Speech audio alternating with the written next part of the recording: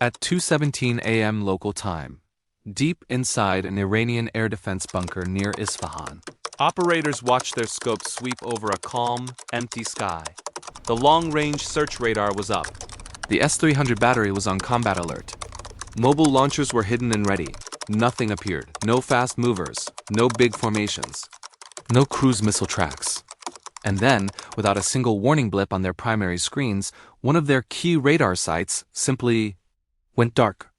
30 seconds later, another critical node in their integrated air defense network stopped transmitting. Communications officers started shouting. Commanders demanded answers. On the screens in front of them, it looked like a power failure. It wasn't. It was the first sign that something invisible had already crossed the border. Over 50,000 feet above western Iran, completely silent and nearly impossible to see on radar, a formation of agoF-22 Raptors had already been on station for minutes. They had seen everything. They had tracked every radar, every emitter, every scrambling fighter. The first war between US F-22s and Iran's air defense network had begun. And the first 24 hours were about to rewrite everything Iran thought it knew about the sky. You were watching elite US military. This was a war game-style scenario. Told in past tense to feel real but based on open-source information about actual US and Iranian capabilities. This was not a real war, but this was how the first 24 hours could have unfolded, if it ever happened. For years, planners in both Washington and Tehran had run simulations of this fight. On one side, the U.S. Air Force's F-22 Raptor, still the most advanced operational air superiority stealth fighter in the world. Supercruise, extreme maneuverability, AESA radar, powerful electronic warfare systems, and the ability to see and shoot first long before an enemy even knew it was there. On the other side, Iran's layered air defense network. It included long-range systems like the Russian-built S-300PM, U-2 and Iran's own Bavar 373, designed to hit targets out to 200 kilometers. Medium-range systems like Khordad 3 and Khordad 15, famously used in the shootdown of a US RQ-4 drone. Short-range and point defense systems like Tor M1, Rapier, and a mix of Iranian-made Khordad, plus an aging but still dangerous Air Force, 14 Tomcats, MiG-29s, 4 Phantoms, and various radars and passive sensors. Iran had built its defenses around a simple idea: make the country too expensive to attack. Long-range radars deep inside the country, mobile SAMs that could shut down and move, and a network of hardened and underground sites.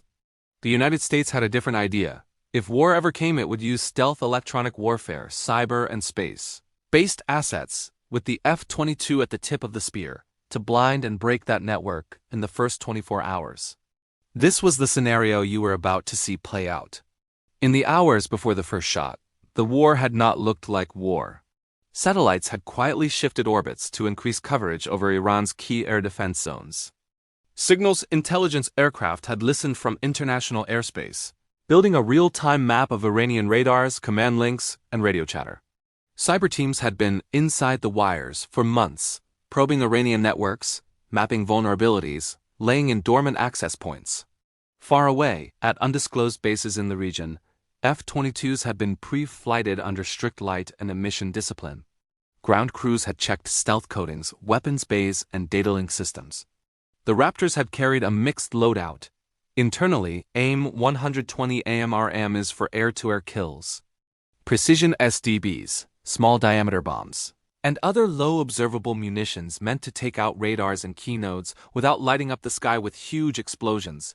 Tankers had launched first, climbing to quiet orbits over friendly territory. AWACS aircraft had taken up positions just outside Iranian missile range, their dishes sweeping the airspace beyond. At exactly head zero, the order had gone out. The first wave moved 2:17 local time. Western Iran, the strike had not started with a bang. It had started with absence. Minutes before the Raptors actually crossed into Iranian airspace, cyber payloads that had been waiting quietly inside Iranian networks finally activated. In some air defense sectors, internal surveillance cameras froze. In others, data links between regional radar stations and national command centers began to lag or drop. Some displays glitched just long enough to erase a few seconds of tracking data, the exact seconds when the F-22s slipped across the border, low observable and radio silent. Simultaneously, U.S. ships and bombers had launched standoff cruise missiles in limited numbers at known, fixed early warning radars along Iran's western and southern periphery. The impact had been psychological as much as physical. Iranian crews had seen familiar signatures, cruise missile profiles they understood and had trained for. They had focused on those. They had begun to fire their longer-range SAMs. But while their attention had gone to the obvious, the real threat had been above them, already inside. High overhead, F-22s flying in carefully planned routes had used their powerful AESA radars in brief, low probability of intercept bursts, quietly building a picture of Iranian radar emissions and aircraft without revealing their own exact positions. They had triangulated key emitters, 300 fire control radars, Bavar 373 batteries, major search radars outside Tehran, Isfahan, and near key nuclear facilities. Within the first hour, they had lined up their first kills. The first Iranian crews to truly understand what was happening had been the ones who had died. On a hilltop near a major airbase, an S-300 crew had been tracking inbound cruise missile profiles. Their screens had shown a handful of targets, obvious, easy to classify, well within engagement range. They had never seen the F-22s. As they had locked on and prepared to fire, 2 SDBs had dropped out of the darkness from high altitude. Guided by coordinates the Raptors had generated from standoff range. The bombs had been small but precisely aimed. One had punched straight into the radar face. The other had detonated near the battery's command module. In a second, the entire site had gone from combat-ready to silent metal. Similar scenes had played out across western and southern Iran. Not every battery had been hit. Not every radar had been destroyed. Some had survived by being turned off at just the right time or by being mobile and lucky. But by hour 4, Iran's integrated air defense picture had begun to fragment. Long-range coverage in some corridors had disappeared. Commanders in Tehran had started getting conflicting reports, some exaggerating threats, some missing them entirely. Meanwhile, Iranian fighters had been scrambled. F-14s and MiG-29s had clawed for altitude, trying to reach positions where their older radars might spot incoming attackers. They had never seen the F-22s clearly enough to fight on equal terms. From tens of miles away, Raptors had detected their radar emissions and data link chatter. In a few cases, they had quietly fired long-range AMRs, then turned away without ever being seen. For Iranian pilots, it had felt like ghosts in the sky. One moment they had been climbing. The next, warning lights had flashed, and missiles had arrived from nowhere. Iran had not simply rolled over. By sunrise, Iranian Air Defense commanders had realized that something far more dangerous than a cruise missile raid was underway. They had changed tactics. Some long-range radars had gone dark on purpose, following pre-planned radio silence protocols using passive listening instead of active scans. Mobile SAMs had pulled back into urban areas, where civilian structures and clutter could help hide them. Short-range systems like Tor M1 and Pantsir type units had been pushed forward to create lethal bubbles around vital sites, waiting to catch any attacker that dared come low or slow. They had also begun using decoy emitters, fake radar signatures, false communications, and even inflatable or wooden mock-ups of SAM sites. For the F-22s, the battlespace had become more complicated. Stealth reduced detection, but it did not make them invincible. If a Raptor had flown directly over a short-range SAM with its radar off until the last second, there had been a real risk of a snap engagement. If a missile had been lucky, if the geometry had been right, even the best stealth could have been punished. U.S. tactics had changed in response. F-22s had started to work even more tightly with AA-18G Growler jamming aircraft, and with RC-135 and space sensors feeding them a broader picture. The Raptors had hunted the most dangerous emitters first, the high-power radars that could cue other systems. They had used their superior sensors to classify and prioritize threats, then had either killed them directly with precision bombs or passed them off to other platforms for standoff strikes. In this war game, by hour 8, the number of active, high-end, long-range Iranian air defense systems had already been cut significantly. But Iran still had a lot of ways to make the sky deadly. As the first day wore on, the air above Iran had filled with more than just U.S. stealth fighters. Having punched holes in the outer layers of the IADs, the U.S. had begun moving in non-stealthy strike aircraft under the cover of F-22s and electronic warfare. F-15E Strike Eagles and other platforms had started to hit airbases. ammo depots, and key command centers that had been identified in the opening hours. Every time they had done so, Iranian air defenses at the local level had fought back. Short-range systems had fired at suspected cruise missile tracks and low-flying jets. Manpad's teams had taken shots at anything that had looked like a target in range. AAA guns had filled the air around high-value locations, turning the sky into a hail of metal. For the F-22s, the role had shifted. They had still been hunting longer-range threats and enemy fighters, but now they had also been guarding the lanes, flying combat air patrols inside Iranian airspace, killing any Iranian fighter that had tried to climb high enough to threaten the strike packages. In one engagement over central Iran, a pair of MiG-29s that had managed to stay silent and low for part of their climb had tried to use ground clutter and terrain to mask their approach. The F-22s had detected them anyway, using a combination of radar passive sensors and data from AWACS from well beyond visual range the Raptors had fired. Their missiles had gone pitbull, radar active, only in the final seconds, giving the Iranian pilots almost no time to react. The dogfights Iran had trained for had never materialized. The air battle had been decided long before any pilot had seen a contrail. Yet on the ground, in certain sectors, Iran's air defense had still drawn blood, mostly from non-stealth platforms and incoming cruise missiles. In the war game, several standoff weapons had been successfully intercepted. A couple of non-stealth aircraft had been damaged or lost while striking heavily defended local targets. The message was clear. The F-22 had tilted the air war sharply in America's favor. But Iran's defenders, fighting on home turf, could still make every mile of airspace painful. By hour 12, the strategic picture had started to tilt decisively. Many of Iran's tallest, most powerful fixed radars had been destroyed or disabled. Some keys at 300 and Bavar 373 batteries had been taken out. Others had been forced to stay dark, moving constantly to avoid detection. Instead of one integrated, overlapping national air picture, Iran now had patches of coverage, strong in some local areas, weak or non-existent in others. The F-22s had exploited those gaps. They had flown deep, high-altitude orbits in corridors where long-range threat rings had been thinned. From there, they had used their sensors to watch Iranian movements across huge swaths of territory. They had targeted not just radars but the connective tissue of the IADS, relay stations, microwave towers, mobile command centers. Every time they had cut a link, local batteries had become more isolated. An isolated SAM was not useless, but it was far easier to defeat than a fully integrated network. U.S. planners in the simulation had also started to factor in sortie fatigue and maintenance.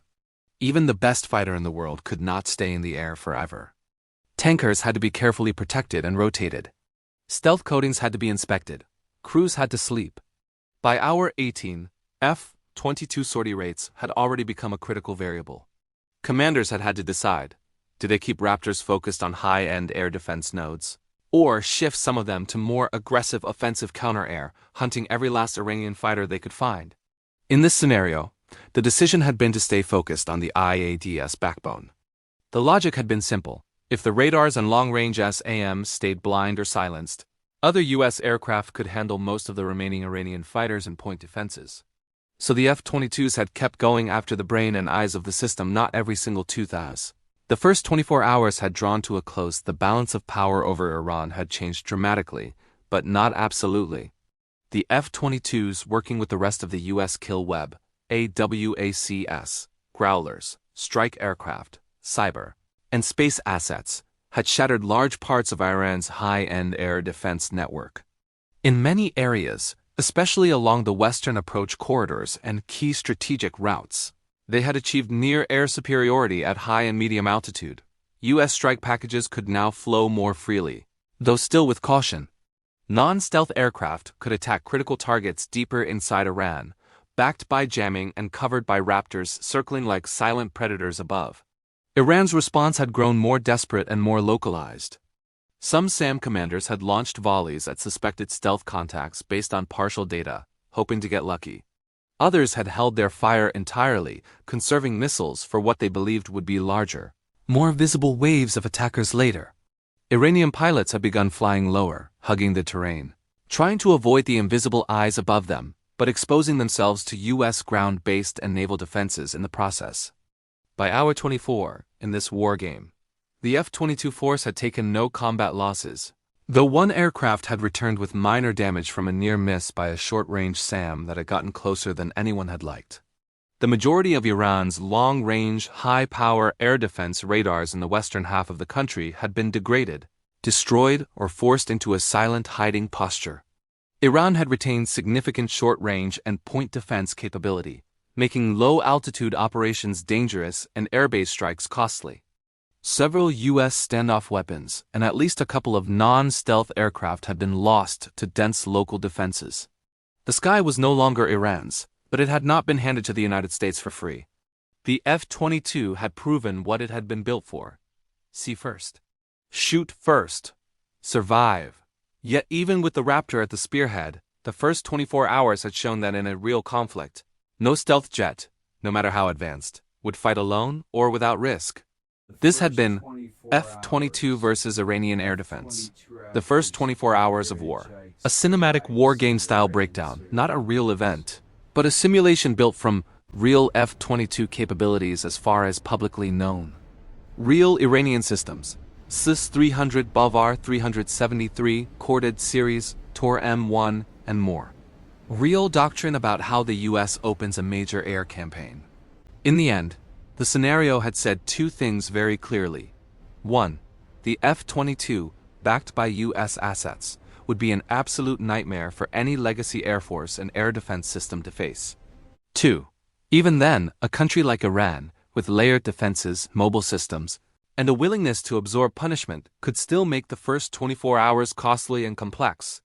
Air dominance was never automatic. It was fought for radar by radar, missile by missile, sortie by sortie. You'd been watching elite U.S. military. If this deep story-driven look at a potential 22 versus Iranian air defense wargame opened your eyes to how modern air combat might really unfold, do 3 things. Hit like so more people see this scenario. Subscribe to Elite U.S. Military for more realistic wargame breakdowns. Carriers under missile attack, drone swarms, submarine duels, and more. Drop a comment. Should we simulate next? A B-2 stealth strike on underground bunkers? A massive missile and drone barrage on a U.S. base? Or a stealth versus stealth fight over the Persian Gulf? Stay sharp. Stay informed. And remember, the future of war in the air won't be decided just by who has fighters in the sky, but by who controls the first 24 hours.